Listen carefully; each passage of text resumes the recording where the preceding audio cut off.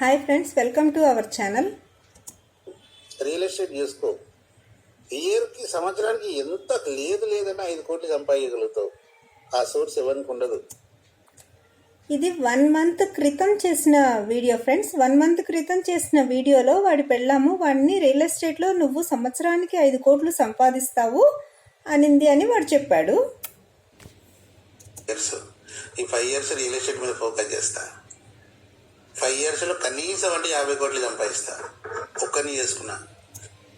విన్నారు కదా ఫ్రెండ్స్, ఇది వాడు ఈరోజు చేసిన వీడియోలో వాడు ఏం చెప్తున్నాడు ఫ్రెండ్స్, 5 సంవత్సరాల్లో 50 కోట్లు సంపాదిస్తా అంటున్నాడు. అంటే సంవత్సరానికి 10 కోట్లు సంపాదిస్తాను అని చెప్తున్నాడు. అంటే 1 మంత్ క్రితం చేసిన వీడియోలోనేమో సంవత్సరానికి 5 కోట్లు అని చెప్పాడు, ఇప్పుడేమో సంవత్సరానికి 10 కోట్లు సంపాదిస్తా అని చెప్తున్నాడు. అంటే 1 మంత్లో వాడు సంవత్సరానికి 5 కోట్ల నుంచి 10 కోట్లకు పెరిగిందనమాట వాడి సంపాదన అనేది. అంటే వాడి క్యాపబిలిటీ అనమాట అది.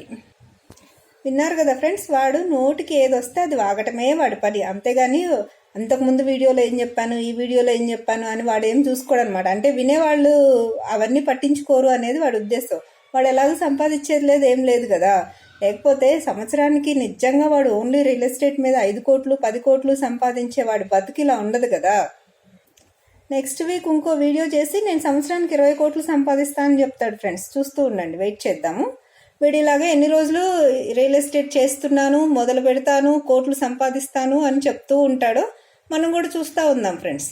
Thank you all.